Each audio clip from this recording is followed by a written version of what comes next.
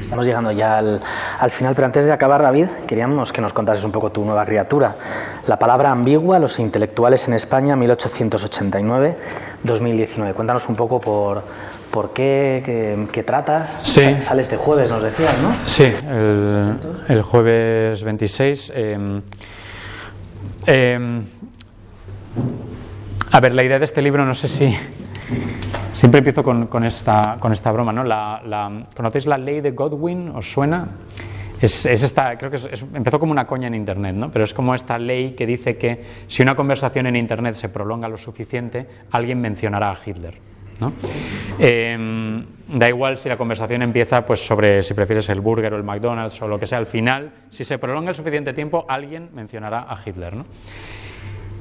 Y hay una variación de esa ley que es que cualquier conversación sobre los intelectuales, en algún momento alguien preguntará, un momento, pero espera, ¿qué entendemos por un intelectual? ¿No? Toda conversación sobre los intelectuales, y creedme que lo he probado a menudo, acaba con que al final alguien dice, bueno, pero espera, ¿esta palabra qué significa? Y el libro parte de la idea de, bueno, ¿desde cuándo no hemos tenido claro qué significa esta palabra? Y la respuesta a la que llega el libro es desde siempre. O sea, desde el primer momento en el que esta palabra se empieza a usar como sustantivo, el 1889 que aparece en la portada es el primer uso que yo he encontrado de alguien que en una publicación en español utiliza intelectual no como adjetivo, que eso era el uso habitual, sino como un sustantivo.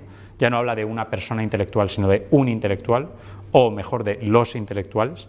Desde entonces hasta ahora nunca ha habido una definición de consenso.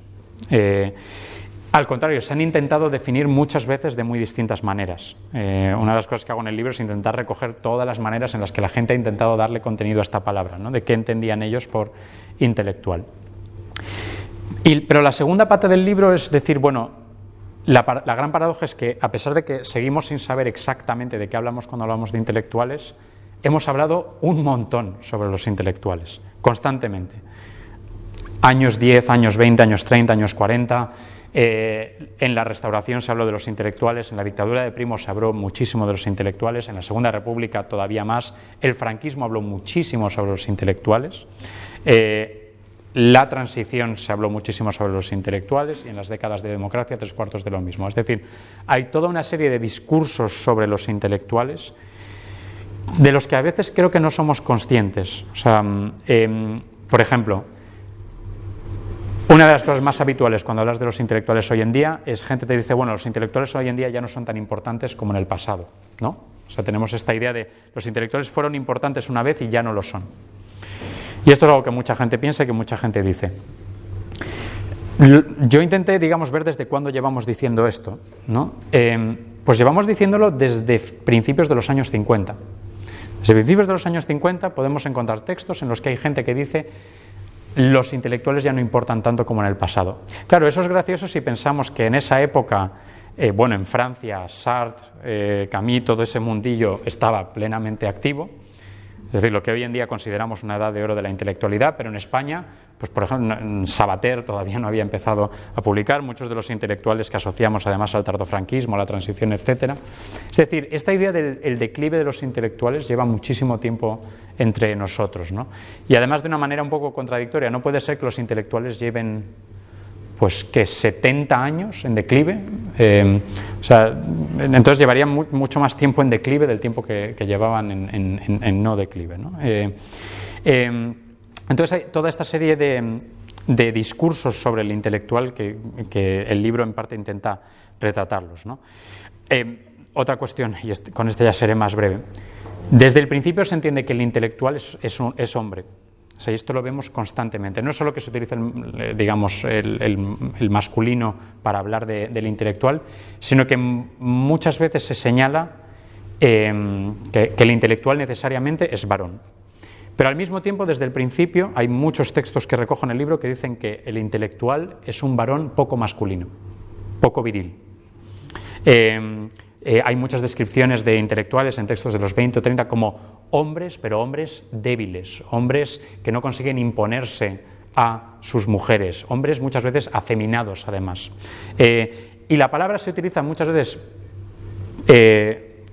para hablar de mujeres, pero también para decir que son poco femeninas.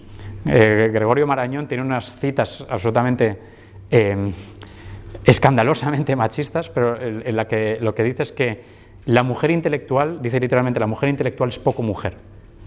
Y entonces es una idea interesante, ¿no?, de cómo se ha dicho durante mucho tiempo que el intelectual es un hombre poco hombre y también es una mujer poco mujer, con lo cual, ¿qué es, no? El intelectual es esta especie de ser andrógino que no encaja en ninguno de los en ideas de masculinidad y la feminidad, ¿no?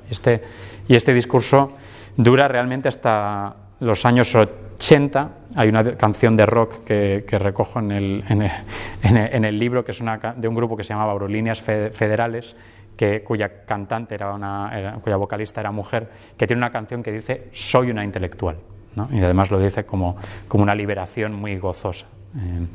Y luego también hay un momento en el que Ana Obregón en una entrevista dice "Soy intelectual y llevo minifalda". ¿Y qué?, ¿no?